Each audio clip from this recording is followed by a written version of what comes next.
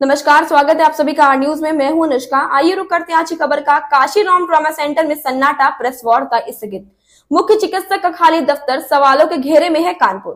Kashiram trauma centre के मुख्य चिकित्सक डॉक्टर हरिदत्त नमी द्वारा आज सुबह 10 बजे बुलाई गई प्रेस वार्ता अचानक स्थगित कर दी गई।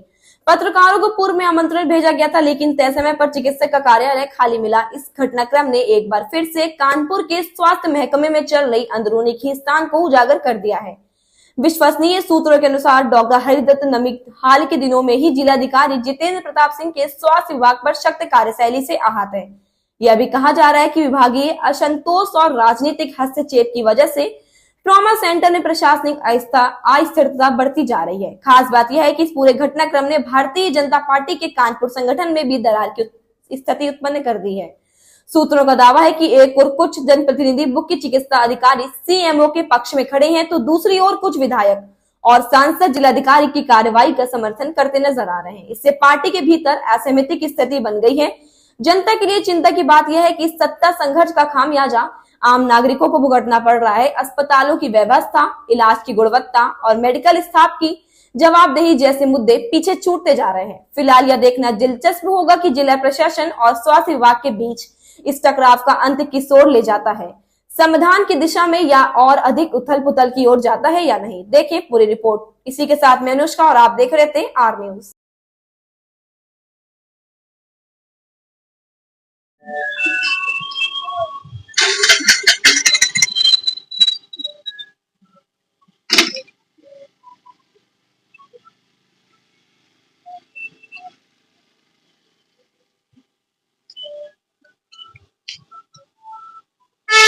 चाहूंगा कि डीएम साहब तो बहुत अच्छे हैं, मैं उनकी जितनी प्रशंसा करूं उतनी ही कम है। वो तो कानपुर के लोगों के हृदय में वास करते हैं, वैसे जिलाधिकारी हैं।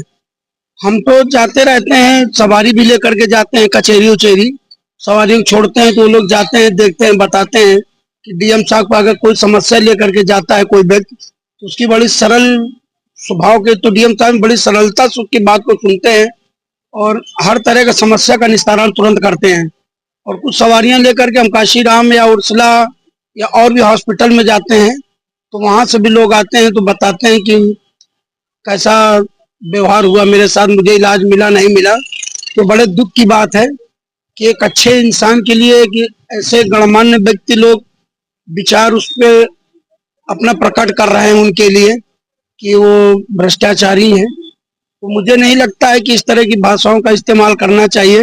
सम्मानित व्यक्ति हैं, जनता ने उनको एक प्रतिनिधि के रूप में चुना है हम लोगों ने मिल करके, तो हम चाहते हैं कि वो ऐसा कोई भी कार्य न करे, एक अच्छे व्यक्ति का सपोर्ट करे, चाहे वो सीएमओ साहब हो चाहे वो डीएम साहब हो।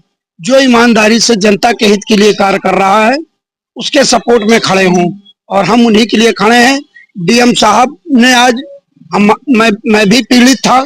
मैं तो 26 जनवरी 2025 को मौत को अपने गले लगाने जा रहा था, लेकिन डीएम साहब ने तो मुझे जीवन दान दे दिया। और आज मैं अगर जिंदा बैठा हूं, अपने परिवार का पालन पोषण ऑटो चला कर रहा हूं, ये डीएम साहब की देन है। इसके लिए डीएम साहब को हृदय से आभार। मुख्यमंत्री जी से निवेदन करता हूं कि वो हमारे डीएम साहब को कानपुर में बने रहने दें। वो बहुत नेक और बहुत ईमानदार और बहुत अच्छे व्यक्ति हैं, उनके लिए हम सब समर्पित हैं। मैंने तो अपने 20 साल के राजनीतिक कैरियर में रोशन जैकब के बाद ऐसा जिलाधिकारी पहली बार देखा जिसने मेरे वार्ड में स्थित जच्चा बच्चा अस्पताल में छापा मारा और जो वहां पर कमियां थी उन कमियों को उजागर किया। और जब से सीएमओ आए हैं उनका चेहरा भी हमने नहीं देखा है। जितने भी प्राइवेट अस्पताल में है उसमें लूट चल रही है उनकी, और उनका बराबर का वहां से हिस्सा जा रहा है, क्योंकि सब भी प्राइवेट हॉस्पिटल वाले अपने कहीं ना कहीं संपर्क में हैं। तो जिस तरीके से सीएमओ भ्रष्टाचार कर रहे हैं, और एक ईमानदार अधिकारी कानपुर के जिलाधिकारी जितेंद्र प्रताप सिंह ईमानदार अधिकारी हैं, इनकी जितनी सराहना की जाए उतनी कम होगी। हमें अधिकारी जो बढ़िया करेगा उसके लिए बढ़िया करना है। कानपुर के हित के लिए वो काम कर रहे हैं। स्वास्थ्य विभाग को ठीक करने के लिए अभी उन्होंने पूर्व में काशीराम ट्रॉमा सेंटर के अंदर जो है इस तरीके का किया।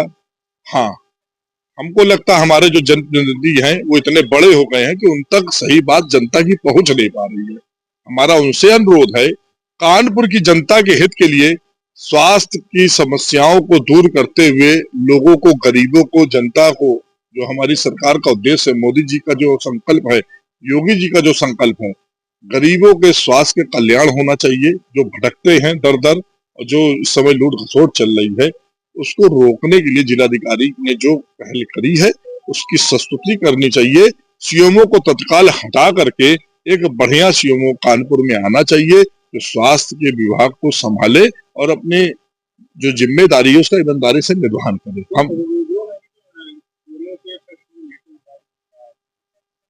जो जनता से जुड़ा है जनप्रतिनिधि, वो जनता के दर्द को, गरीबों के दर्द को समझ रहा है, सरकार की मंशा को समझ रहा है और सरकार की मंशा के जो खिलाफ है, हम सब लोग उसके खिलाफ है। जनता के हित के लिए हम सब लोग हैं। जनता की कल्याणकारी योजना अगर जनता तक नहीं पहुंचेगी, सरकार की छवि। ब्रजलाल वर्मा पीजी महाविद्यालय के एडमिशन ओपन हो चुके हैं। अपना सुनहरा भविष्य बनाने के लिए ब्रजलाल वर्मा पीजी महाविद्यालय में एडमिशन कराएं और बीए, बीएससी, एमए की अच्छी सुविधा के साथ शिक्षा ग्रहण कीजिए और वहां पर अच्छी क्लासों के साथ अच्छी लैब और अनेक प्रकार की सुविधा उपलब्ध है। ब्रजलाल वर्मा पीजी महाविद्यालय में एडमिशन ओपन हो चुके हैं। जल्द से जल्द संपर्क करें, महाविद्यालय जाकर और अपना एक अच्छा भविष्य बनाने का काम करें। ब्रजलाल वर्मा पीजी महाविद्यालय रेलवे स्टेशन फुफवर नियर महाराजपुर नगर में है।